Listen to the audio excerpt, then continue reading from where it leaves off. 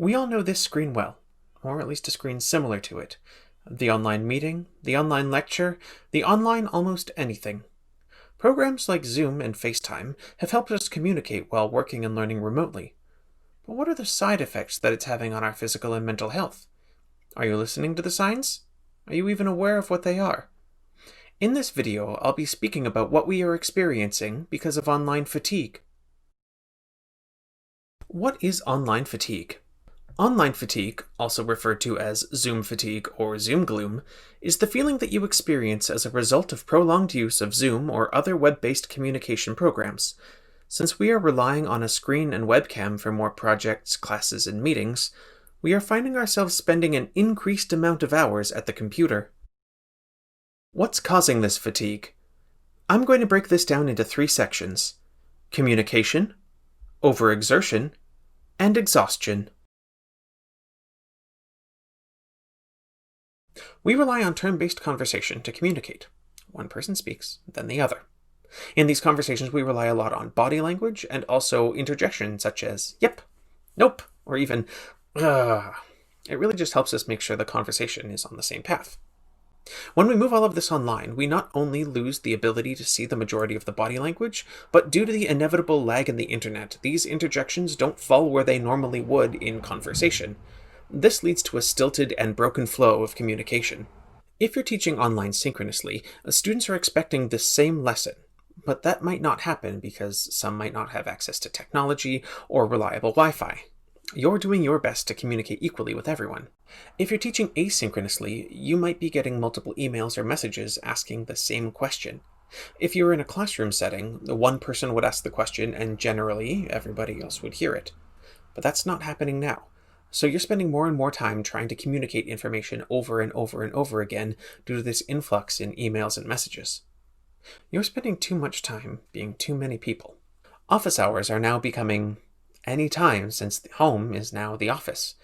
Now this isn't that new because we have had the ability to check our email on our smartphones, but without the differentiation between home and office, we're finding it very easy to just sit down and answer that one more email, even though you have your set hours. With the increase of online meetings, we find ourselves speaking louder just to be heard. We're also overexerting ourselves vocally in order to be heard. We never know if "I can't hear you" is on our end or on the other person's end. In terms of online discussions, we never know when someone else is going to speak, and so we're doing our best to insert ourselves into the conversation without someone talking over us.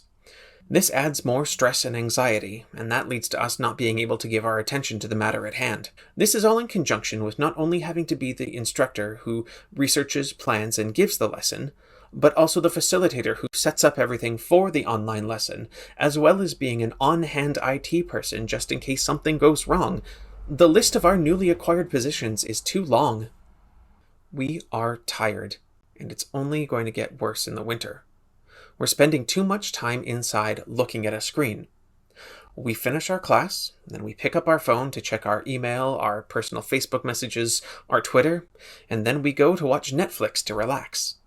We have no non-screen time to decompress.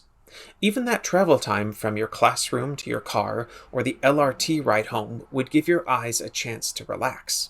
We are also remaining at our desks for longer than normal. We aren't walking to meetings or even standing up to give a lecture.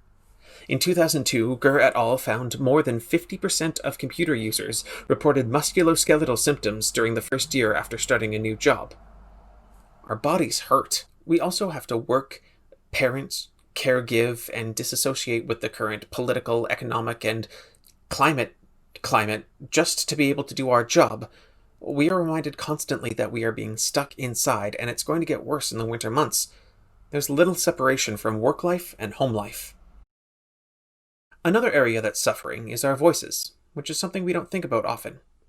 I've reached out to instructor and vocal coach Jennifer Spencer to talk about vocal health, vocal fatigue, and how our voices are reacting to the increase of working online. Please welcome Jennifer Spencer. My name is Jennifer Spencer. I'm a professional actor, director. I am a sessional instructor in the theater department at McEwen University, where I teach and have taught voice for the stage, oral communication. I have directed for them as well. How would you describe vocal fatigue, technically what's going on in here and kind of what it feels like? Vocal fatigue can feel different in every body. Vocal fatigue is not necessarily about, oh, I have difficulty making sound. The sound that I'm making doesn't sound like me. I tire quickly. I have difficulty warming up. Vocal fatigue can also manifest all over the body. And by the time it gets to, I don't feel good here, it's unfortunately already too late. Somehow we have spoken, sung, or used our voices in a way that hasn't been productive for an extended period of time. And now we hurt. We're talking about how vocal fatigue leads to other areas of the body fatigue. Is the inverse true or the reverse true? That's absolutely true. If you are using your body with an excess amount of pressure and stress and push and pull, it's going to affect your voice. And I think because we very rarely think of our voices as being hurt or not working well until we get in that moment when our voices are hurt and not working well. Our voices are not made to feel pain. You know, one can shout for hours and hours without feeling anything here, and then you are going to feel something. And I think there's probably a big evolutionary byproduct to that as well, which is covered in a wonderful book, Odyssey of the Voice, where he traces the origins of the voice from like when we crawled out of the primordial swamp up until today. I also think that we don't know about the voices because we're not taught about the voice. We're not taught basic vocal pedagogy, what our voices look like.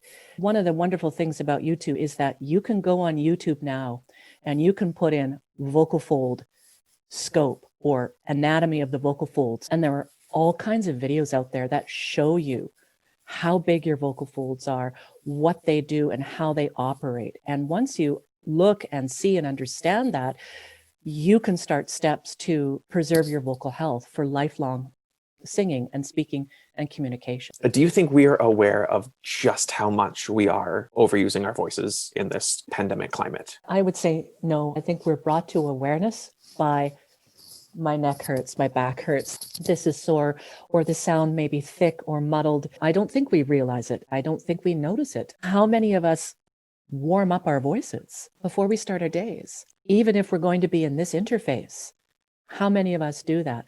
How many of us take a vocal nap? Half an hour, no talking, no nothing. Rest and breathe. How many of us cool down our voices at the end of our vocal day? How many of us are keeping our voices and our bodies hydrated? I wanted to give another resource. It's called the Vocal Pit Stop, and it's by Dr. Rubin. It is written in very colloquial language. It's simple to read. It's easy to read.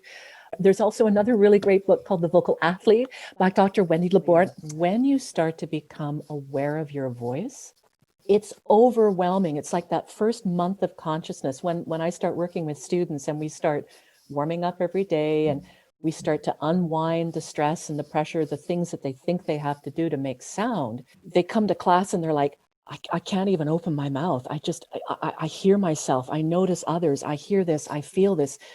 It's like this huge awakening. Do you have any general tips? Absolutely. Reach out for help if you're unhappy with the way you sound, if you are consistently tired after a little bit of talking, reach out for help. There may be other issues going on that you need to go to a vocal professional to solve. Read a book. Get The Vocal Pit Stop by Dr. Rubin. I use that book in my classes on a regular basis. Warm up your voice and your body. Your vocal folds are housed in this. And if the joints and muscles of the body are tight, the voice will be tight. Take a vocal nap. Oh, please, please, please, please take a vocal nap. You can schedule in your phone. 12:30 to 1, zip it, rest. Try and schedule if you can. And I know this is a lot to ask. It's so hard to do. But if you can schedule a whole day off of vocal rest, you're doing yourself a favor, a big vocal favor, if you can take one day off a week of rest. Hydrate. Make sure you're hydrated. Your vocal folds need to be hydrated to work well, to ripple wave and come together well. If they're dry, they're just like mashing together. Blech, that's not a good scene. And then cool down. It's really important. We always take the last sort of 5-7 minutes of our time together to just kind of lie on the floor. We put a hand on our chest and sternum. We put a hand on our abdomen, and we just breathe and we let the day go. The last thing I'll say, try and be mindful of how you're using your voice. Notice what happens when you make sound. Do you gird yourself? Is everything kind of tight before you speak? Does your tongue get a little like this? What kind of things are happening when I go to speak or when I go to sing? When you start to notice those things, instant forgiveness. Watch your volume level in this interface that we're in. This is conversation time. I don't need to use a lot of volume.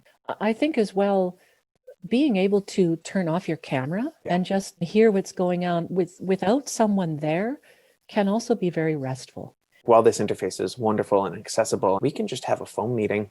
I think that just takes, the stress off of the constant need to check in with how you look, because we all do it, even though we try not to. That can lead to a lot of anxiety in some people. I don't think we need to be putting ourselves under that when we're just trying to get through our day and do our jobs. One of the things which ties back into the voice is that anxiety also affects the voice. When we have those big emotions come up, which can come up simply because of this interface, or because we're feeling lonely and isolated, and oh my God, we're another Zoom call, and I have to, put that business face on and squelch it down, that affects the voice. For persons that have female reproductive organs, your voice is subject to the same aging and hormonal processes as any other joint and muscle in the body. What you're going through on a monthly cycle is going to affect your vocal folds. The lining of your vocal folds, the epithelial layer, has the same cell construction as your cervix. And there's one book on the female voice. One. And I just bought it. It's called The Female Voice. It's also by Dr. Abitbol. If you can get it and you can read it, again, knowledge is power. Do get that and reach out for information. That information is out there. Thanks again to Jennifer Spencer. You can find a link to our extended interview below, where we talk about online vocal scopes, how students are affected by learning in masks, and challenges to the education system.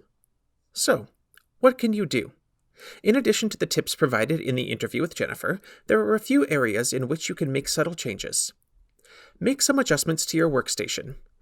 When you're not in an online environment that requires the use of the webcam, make sure your screen is about 15 degrees below your horizontal viewpoint.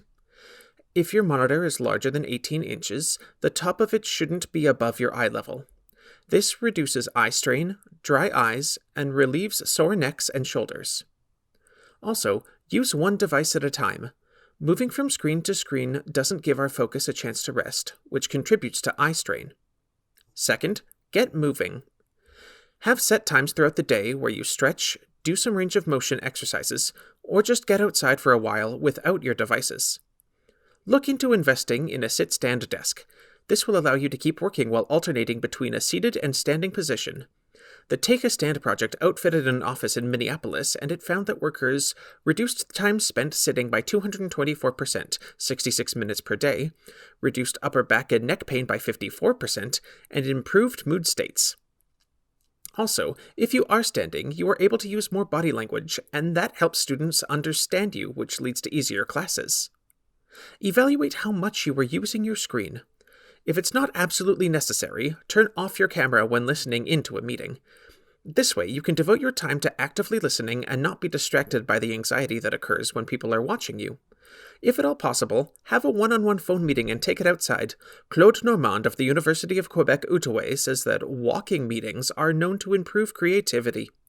Also, once an hour, have a period of time where you aren't looking at a screen. Resting your eyes will contribute greatly to lessening eye fatigue. Take some time in your day to meditate or have a mindfulness practice. Focus on one thing and one thing only: your breathing a soundscape of ocean waves, or a piece of music. In a Harvard study in 2011, participants underwent an 8-week meditation course and reported reductions in stress, but also were found to have reduction of gray matter density in their amygdala, which is known to play an important role in anxiety and stress.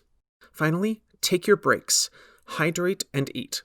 I know it seems simple, but make sure that caring for yourself isn't taking a backseat to getting work done. Our lives are continuing to remain online and our health is taking the toll, so get up and stretch, hydrate your voice, and go rest your eyes. You deserve it. Links to research and books mentioned in this video are available in the description below. For more ideas about effective teaching and learning, visit ctl.ualberta.ca.